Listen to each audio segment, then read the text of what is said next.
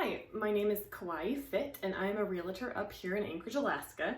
Today we're going to be talking about soils, and forgive me, but when I was going through my engineering classes, geotechnical engineering was one of my favorite classes, and so this will be short and sweet, but honestly, I'm a soils nerd. I geek out over this kind of stuff. So this is a quick overview of soils, and especially if you're going to want to build, you'll want to know a little bit of what we're talking about when we're talking about like compressive strength and water content on different layers of soil. So to begin with, soil is kind of categorized in two different types. One is called the coarse-grained soils, and then the other one is called fine-grained soils.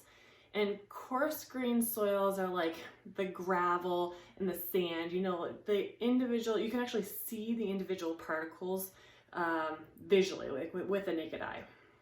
The fine-grained soils are more like silt and clay, and you might not be able to see the individual particles. You might actually have to like taste test it.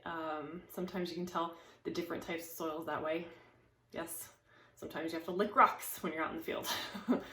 But anyways, so when you decide that you want to go build, you're going to hire a geotechnical engineer to come out and take some soil samples. They're going to draw a soil profile, and it's going to be, you know, through a test pit or a boring. Usually if there's a subsurface investigation, it's going to be like 10 feet plus or minus.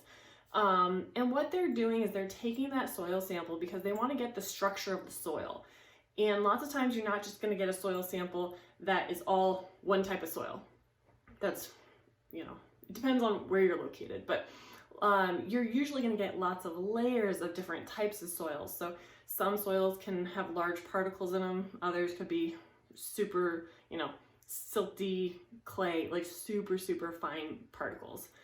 So you're going to want to know the shear resistance, or at least the geotechnical engineer, maybe you, will want to know the shear resistance, compressive strengths, water content, like the permeability, you know, how much water can these soils hold, how much water will be in the soil, but then be able to, you know, leave the soil as well. So permeability. Also, you want to talk about the rate of consolidation when that soil is under loading or under a force.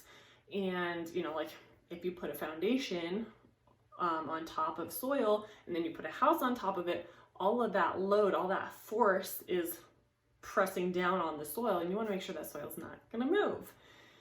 So in the end, the integrity of a building really depends on the stability and the strength of the soils that are underneath the foundation that you're going to be putting the house on. So it's a good idea to talk to your geotechnical engineer, really get to know him, and learn as much as you can from him when you're deciding to build. Okay, I'm sure I'm gonna do more videos on soils because it's near and dear to my heart. If you have any questions, please let me know. And yeah, go ahead and start licking rocks, tasting soil. It's fun.